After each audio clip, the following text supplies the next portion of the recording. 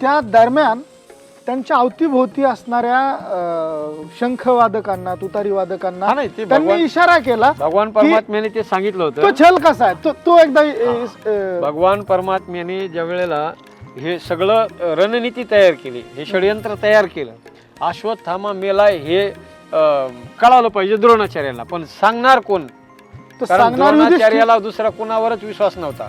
फक्त एकच इमानदार माणूस, विरोधी पक्षातला माणूस सुद्धा एकच इमानदार होता आणि त्याच्यावर परिपूर्ण विश्वास होता द्रोणाचार्यांचा, ते म्हणजे युधिष्ठिर होते, धर्मराज होते. मग धर्मराजाच्या मुखातून जर आपण हे शब्द वदवून घेतले तरच द्रोणाचार्य खरं मानतील, हे देवाला सुद्धा माहिती होतं. मग भगवान परमात्मा त्याच्याकडे गेले. आता त्याला ते खोटं बोल म्हणून तर सांगू शकत नाही. हा, फक्त अश्वत्थामा नावाचा हाती तयार केला आणि त्याला मारून टाकला, खरोखर मारला. हा, आणि आता याला सांगितलं धर्माला की धर्मा तू द्रोणाचार्यांना जाऊन सांग की अश्वत्थामा हातो हंती, अश्वत्थामा मेला. हा, आणि पुढं म्हण नरो वा कुंजरो वा, तो हाती होता का माणूस हे मला माहिती नाही असं म्हणले.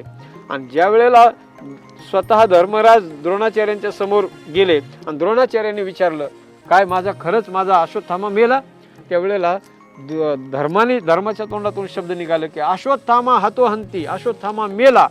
हे वाक्य संपलं. तेवढ्यात पुढचं जे वाक्य त्यांच्या मुखातून निघायचं सुरू झालं.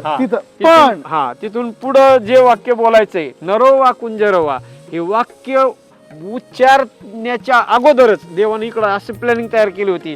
वाद्यवाले, शंखावाले सगळे तयारच करून ठेवले होते.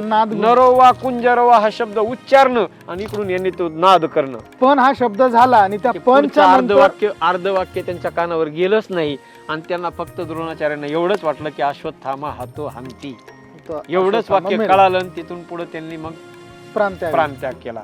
हा, म्हणजे संपलं त्यांचं जीवन. आणि मग अशा पद्धतीने छळ कपट करून आपल्या बापाला मारले हे ज्या वेळेला कळालं त्यावेळेला त्या अश्वत्थामेने बी ठरवलं की जर पांडवांनी माझ्यासोबत आणि माझ्या बापासोबत जर छलकपट केलंय तर आता इथून पुढे मी ब्राह्मणपुत्र जरी असलो तरी सुद्धा मी सुद्धा छलकपटच करून मारणार यांना. म्हणून रात्रीच्या वेळेला दिवस मावळल्यावर पांढरी फ्लॅग आकाशामध्ये फडकावल्या जाते आणि पांढरी फ्लॅग फडकावली याचा अर्थ असा झाला की युद्धविराम झाला.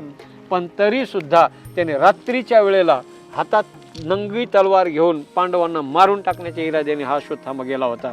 आणि शेवटी आपल्याला माहिती आहे पांडव त्याला नाही सापडले, पण पांडवांच्या 5ही बालकांची हत्या त्या अश्वत्थामाने केली होती. तुझा वंशच मी संपवून टाकणार ह्या उद्देशाने